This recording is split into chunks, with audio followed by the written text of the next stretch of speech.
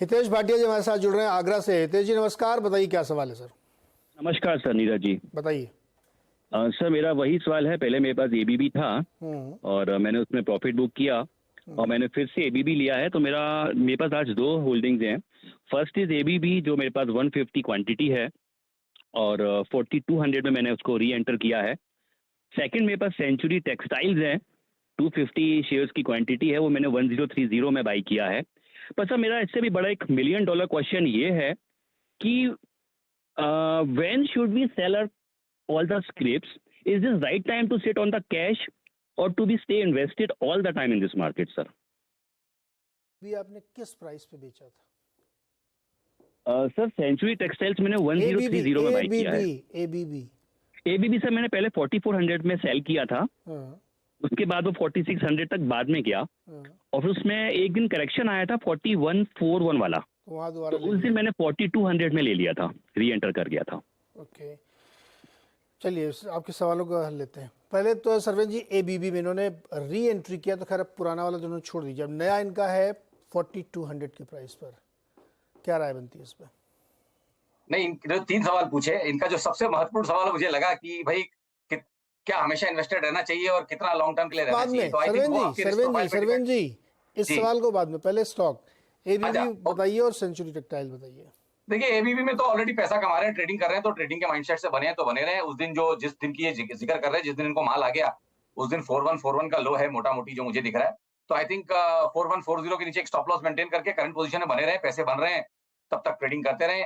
4200 से 4600 की रेंज इन्होंने अच्छे से पकड़ी हुई है, आई थिंक मोटा मोटी वही रेंज रहेगी। तो 4140 के नीचे एक स्टॉप लॉस रखें और इस ट्रेड में बने रहे।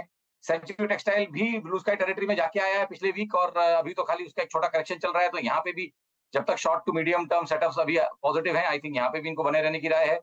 यहाँ पे भी ट्रेलिंग स्टॉप लॉस का इस्तेमाल करें और आई थिंक मेरे हिसाब से जो लेवल मुझे दिख रहे हैं वो तकरीबन 990 के आसपास दिख रहे हैं। तो 989 पे एक स्टॉप लॉस लगा के रखें क्लोजिंग बेसिस पे और यहाँ पे भी ट्रेड में बने रहे। ओके, मोटा मोटी अपने दोनों बाइंग प्राइस पे स्टॉप लॉस लगाइए। अब बताइए कैश में बैठे क्या? ये इनका सवाल था कि कब कैश में बैठना चाहिए, इस समय बैठना चाहिए क्या? देखिए बड़ा गंभीर चर्चा का विषय हमेशा रहता है, इस पे बहुत ज्यादा लोग स्ट्रॉन्ग ओपिनियंस रखते हैं। बट मैं तो खाली डेटा दे देता हूँ कि सेंसेक्स की 40 साल की हिस्ट्री में 11 बार सेंसेक्स 30-35% या उससे ज्यादा एवरेज 31% का करेक्शन उसने हर 4-4.5 साल में दिया ही है। अगर आप देखें तो 40 साल में तकरीबन 10-11 करेक्शन आए हैं इंक्लूडिंग कोविड, तो आपको एक एवरेज 30% का इंडेक्स में करेक्शन आता ही है, which is I think a sizeable correction. अगर आपके पास पोर्टफोलियो बड़ा है और आप एक 25-30% का ड्रॉडाउन ले लेते हैं तो मेरे हिसाब से तो 4-5 साल में एक बार डेफिनेटली मौका आता है कि आप कैश पे बैठें। अब कितना कैश पे बैठें ये आपके प्रोफाइल पे डिपेंड करेगा। आप बहुत एग्रेसिव हैं तो आप 80-90-100% कैश पे भी बैठ सकते हैं। आप मॉडरेट रिस्क के ट्रेडर हैं तो आप 50-60% कैश पे बैठेंगे और अगर आप बड़े लेड बैक और बड़े कंजर्वेटिव इन्वेस्टर हैं तो आप 25-30% कैश पे बैठेंगे। तो ये ब्रॉड गाइडलाइंस पकड़ लें, ये मेरी तरफ से।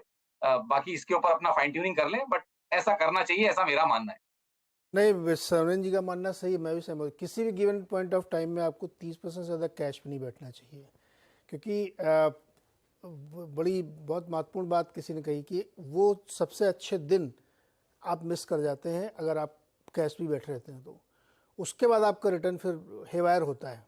अगर आपको 40% रिटर्न मिलना है तो 5% से ज़्यादा नहीं मिलेगा अगर आपने बेस्ट वो एक दिन खो दिया तो इसलिए 70% इन्वेस्टेड रहिए, 30% कैश पर रहिए। बता दें कि मनी कंट्रोल पर दिए गए विचार एक्सपर्ट्स के अपने निजी विचार होते हैं। वेबसाइट या मैनेजमेंट इसके लिए उत्तरदायी नहीं है। यूजर्स को मनी कंट्रोल की सलाह है कि कोई भी निवेश निर्णय लेने से पहले सर्टिफाइड एक्सपर्ट की सलाह लें।